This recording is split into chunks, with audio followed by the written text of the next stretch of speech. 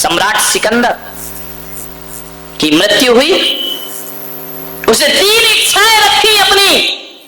आधी दुनिया जीतने के बाद सम्राट सिकंदर ने अपने मरने से पहले कहा, जब बड़े बड़े हकीम वैद्य वहां बैठे रहे, सिकंदर ने कहा कुछ दिन की और सांसें दे दो।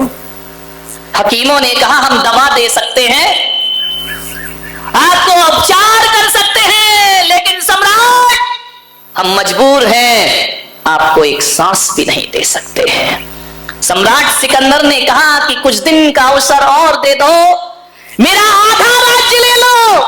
मैंने दुनिया जीती है, विश्व विजेता बना हूं, आधा राज्य तुम ले लो। हकीमों ने सिर झुका लिए, ज्योतिषियों को बुलाया, मांत्रिकों को बुलाया, तांत्रिकों को बुलाया, थोड़ा जीवन दे दो। सबने सिर झुका लिए। सम्राट ने कहा मेरा पूरा राज्य ले लो, लेकिन मुझे जीवन दे दो। लोगों ने कहा नहीं दिया जा सकता। तो सम्राट सिकंदर ने कहा फिर मैंने किया ही क्या है? मेरी एक सांस के लिए पूरा दुनिया की राज्य दे रहा हो, पूरी संपदा के बदले भी एक सांस नहीं मिल सकती मुझे, तो मैं ये भाग दौड़ किस लिए कर रहा था? सम्राट सिकंदर ने कहा तो फिर एक काम करो, जब मेरी मृत्यु हो जाए मेरी 3 इच्छाएं पूरी करना।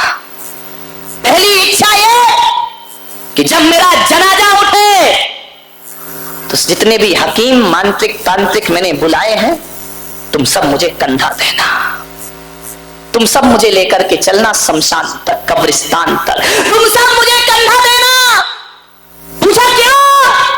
बोले इसलिए ताकि ये दुनिया देख सके कि जब मृत्यु की घड़ी आती है तो वैद्य हकीम और तंत्र मंत्र भी काम नहीं किया करता है, आदमी को दुनिया से विदा होना पड़ता है।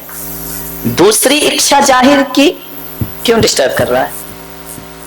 दूसरी इच्छा जाहिर की कि जहां से मेरा जनाजा निकले मेरी दौलत सड़कों पर बिछा देना, उसके ऊपर से जना। आज भी अर्थी निकलती है, लोग सिक्के फेंकते ना, अब सम्राट थोड़ी मरा है कि नोट फेंकेंगे। वहां पर मेरे दौलत को बिछा देना। बोले क्यों सम्राट? बोले ताकि ये दुनिया देख सके कि जोड़ कर रख लो चाहे कितने भी हीरे मोती, मगर ये याद रखना कफन में जेब नहीं होती, एक दाना भी ले जा नहीं सकता मैं। और अंतिम इच्छा मेरी ये है कि जब मेरी मैयत निकले मेरे दोनों हाथ जनाजे से बाहर कर देना। बोले क्यों? ताकि दुनिया देखे कि ये वही सिकंदर है जो विश्व विजेता बनने का सपना देख रहा था, जिसने दुनिया की दौलत बटोरी, लेकिन मुट्ठी बांध के आने वाला हाथ फैलाए दुनिया से चला जाता है। ध्यान रखिए, किसके लिए माया जोड़ते हो? सिंघानिया को याद करो, अस्पताल पहुंच गए हैं आज, विचार करिए। हृदय में रुकावट पैदा हो रही है उनके। मेरे भाई, गैर मारे तो वो दर्द नहीं होता, अपने मारे तो बहुत दर्द हुआ करता है। पिटता सोना है, पिटता लोहा है। लोहा जब पिटता है तो आवाज बहुत करता है, सोना जब पिटता है तो आवाज कम करता है। सोने ने पूछ लिया लोहा, पिट में भी रहा, पिट तू भी रहा, तेरी आवाज ज्यादा क्यों, मेरी आवाज कम क्यों है? तो लोहे ने कहा देख सोना भाई, तू जब पिटता है ना, तू सोना है, तुझे लोहे की हथौड़ी पीटती है, और मैं जब पिटता हूं ना तो मैं भी लोहा हूं, जब मुझे लोहा ही पीटता है तो आवाज ज्यादा हुआ करती है मेरे। जब लोहे को लोहा मारता है तो दर्द ज्यादा हुआ करता है।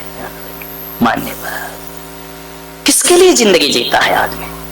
किस प्रतिष्ठा में लगा है, किस नाम में लगा है?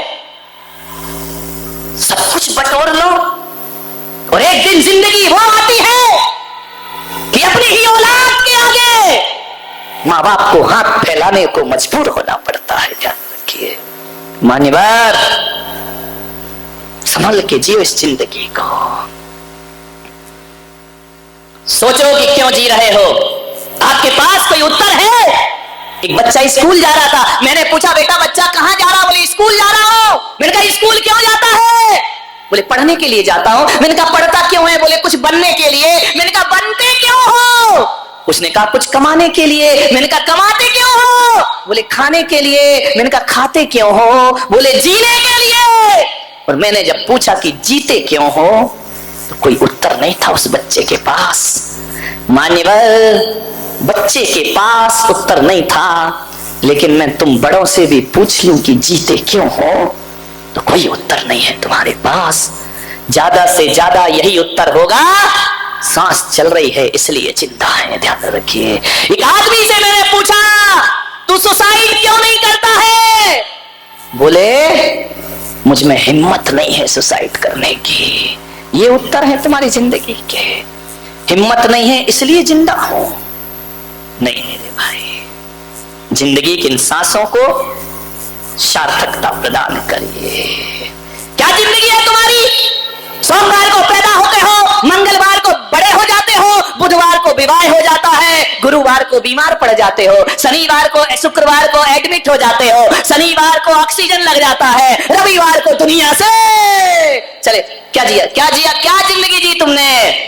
मान्यवर ध्यान रखें, कुछ करो, नहीं तो जीवन बेकार चला जाएगा तुम्हारे हाथों से। कुछ ऐसा किया है, कुछ ऐसा काम किया है कि दुनिया तुम्हें याद कर सके? कुछ नहीं किया। खाया, कमाया, पैसा इकट्ठा किया, मकान बना लिया, क्या कर ली? कौन सी बड़ी बात कर ली? ये मकान, अपने रहने के लिए घोंसला, पशु पक्षी भी बना लेते हैं, कोई बहुत बड़ा तीर नहीं मार दिया तुमने। ध्यान रखना। 2 वक्त की रोटी की व्यवस्था कर ली, एक कुत्ता भी पेट भर लेता है, कौन सा बड़ा काम कर लिया? 4 बच्चे पैदा कर दिए, ये बच्चे तो जानवर भी पैदा कर देता है, तुमने कौन सा महान काम किया है? ध्यान रखिए, सोचना है, अपनी जिंदगी से प्रश्न करना, कुछ काम किए हमने अपने जीवन में? बड़ा भद्दा चरित्र है हमारी जिंदगी का। एक सेठ था, दुकान पे बैठा था किराने की, तराजू में कुछ तौल रहा था। अचानक यमराज आ गए। यमराज ने कहा सेठ, नजरें उठा इधर देख। सेठ के तो होश उड़ गए। अरे तुम यहाँ कहां? आज तो मार्केट डे है, तुम यहाँ इतने हजारों मेरे ग्राहक खड़े। अरे यमराज भाई साइड थोड़ा सा है। क्या साइड? साइड। सेठ के पसीने पसीने हो गए, सांस रुक गई, माल हाथ में, तराजू नीचे। सेठ ने कहा तुम कैसे आ गए इतने जल्दी?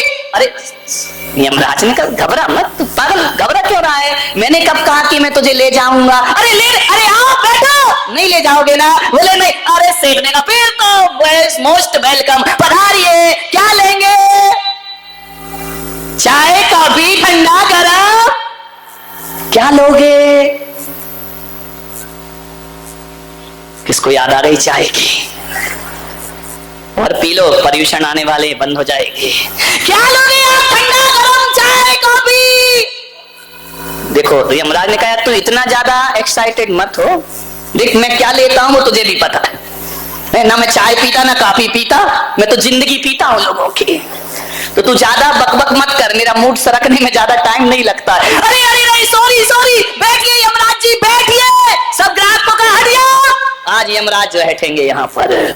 सारे ग्राहकों ने सुना यमराज साहब भाग गए अपना अपना बैग लेके, थैला लेके, बोले मरे यहाँ तो। सेठ ने कहा बोलो यमराज क्या सेवा? बोले सेवा नहीं, देख यार यमराज, मेरी जिंदगी से मैं परेशान हो गया। बोले क्यों? मैं जहां जाता हूं बोले लोग उदासी हो जाती है, मातम बन जाता है, जहां भी जाओ लोग मुझे पसंद ही नहीं करते हैं। सेठ ने कहा पसंद तो मैं भी नहीं कर रहा हूं, लेकिन क्या करें, अब सामने ही खड़ा है, क्या बोले तेरे, मेरे भी अंदर यही चल रहा कि तू कभी यहां से खिसक जा। यमराज ने कहा एक काम करो सेठ, मेरा इस दुनिया में कोई मित्र नहीं है, तुम मुझसे दोस्ती कर लो। अरे यमराज से दोस्ती, सांस तो चढ़ी जा रही है। यमराज ने कहा दिल धक धक मत कर, मेरे बिना दिल का कुछ नहीं होना। कितने भी जे डॉक्टर के पास चले जाओ, कितना भी ओपन हार्ट सर्जरी हो, यदि मैं आ गया तो वेंटिलेटर पड़ा रह जाएगा, ध्यान रखना। मेरे से दोस्ती कर लो। बोले दोस्ती? बोले हाँ। अब सेठ भी बनिया था, तो बनिया तो भाई मरते दम तक लाभ ही देखता है, हानि वाला मामले नहीं। बोले यार यमराज एक बात बताओ, तुमसे दोस्ती करके मुझे फायदा क्या होगा? फायदा? बोले हाँ। यमराज ने कहा देख, आरजू खुदा से कर, बंदे से नहीं। आरजू, यमराज समझ गया कि यही कहेगा सेठ की सबको मार देना, मुझे जिंदा रखना, बनिया था। बोले मुझे फायदा क्या होगा? यमराज ने कहा देख, दोस्ती में फायदा नहीं देखा जाता, लाभ हानि नहीं देखी जाती, दोस्ती तो दोस्ती। अरे बोले फिर भी कुछ तो लाभ होना चाहिए ना आपकी दोस्ती करके। तो यमराज ने कहा मैं समझ गया, लेकिन ध्यान रख, आरजू खुदा से कर, बंदे से नहीं, और दोस्ती हमसे कर, धंधे से। मैं अपना धंधा थोड़ी छोड़ दूंगा, धंधा तो ले जाना ही है मेरा। बोले सेठ एक काम कर। बोले यार यमराज, बोले तुझे समस्या क्या? बोले समस्या है कि तुम कभी भी आ जाते हो, कहीं भी आ जाते हो। अब देखो आज धंधे का समय था, तुम आ गए यहाँ पर। अब यमराज ने कहा मेरा भी तो सीजन है, क्या करूं, ठंड है, बुढ़ापा है, ठंड में ज्यादा जाते हैं बूढ़े लोग, मेरा भी सीजन है, मैं क्या करूं। जीएसटी लगा रखी है मोदी ने, छोटे बच्चों को छोड़ना पड़ता है 13% में, ध्यान रखिए। बोले काम कर। सेठ ने कहा कुछ तो फायदा हो तेरी दोस्ती का। सेठ ने कहा यमराज मेरे मित्र। अरे बोले मित्र, हाथ मिला। बोले हाथ नहीं, हाथ मिला कि गया काम से? बोले हाथ बाद में, अभी बाद में, अपन पहले अपनी दोस्ती की डील कर लेते हैं। बोले क्या? बोले काम करना यमराज, तुम यार कभी भी कहीं भी धमक जाते हो, शादी नहीं देखते, विवाह नहीं देखते, रास्ता नहीं देखते, बस नहीं देखते, ट्रेन नहीं देखते, तुम्हारा मूड बना उठा के ले जाते हो। तो बोले क्या करूं? बोले एक काम करना, अभी दोस्ती का इतना फायदा देना कि जब भी आओ चिट्ठी लिख देना कि सेठ मैं इतने दिन में आ रहा हूं, तो मैं तैयार रहूंगा व्यवस्थित।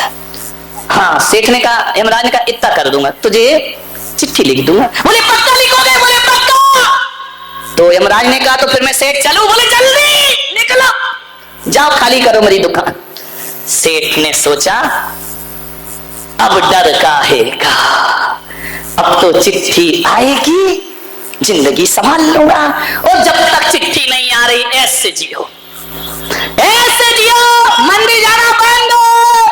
बोले अब तो पता लगेगा, 1 महीने पहले मंदिर चला जाऊंगा, सब पाप धो लूंगा, प्रायश्चित कर लूंगा, मर गया जिंदगी भर आलू छोड़ छोड़ के, कल से आलू के समोसे चलने दो। क्योंकि शास्त्रों में लिखा है अंत भला सो सब, 1 महीने में मैं तो बैरागी बन जाऊंगा, संत बन जाऊंगा, सारे पाप धो दूंगा। सेठ आलू खाने लगा, कांदा खाने लगा, बाजार का खाने लगा, ऐसो आराम करने लगा। अब तो यमराज मुझे अलर्ट कर देगा, उस समय मैं अपनी जिंदगी को बदल लूंगा। बड़े आनंद में हो गया। सेठ ने कहा जो करना है कर लो, फिर मौका मिलने वाला नहीं, ये दुनिया जितनी भोगना है भोग लो, ध्यान रखना। काल करे सो आज कर, इसको बदल दिया सेठ ने कबीर के दोहे को। सेठ ने कर दिया तो आज करे सो काल कर, काल करे सो परसों, और इतनी जल्दी क्या पड़ी है, अभी तो जीना बरसों। सेठ ने कहा अब तो मौज करो, खूब खा रहा है आलू की टिक्की, बजा पानी पूरी। कौन बोला मुंह में पानी आ रहा महाराज? खाई जा रहा है डोसे, समोसे, चाट, फरसाण। ये मराठी लोग फरसाण ही तो होता है वो, है ना, समझ गया। चौके में मिलता है मुझे रोज, विचार करिए। खाई जा रहा, दोनों हाथों से ऐश कर रहा है, माला फेरना बंद, पूजा करना बंद, जाप देना बंद, दान दक्षिणा बंद, सब अंतिम समय में कर लूंगा।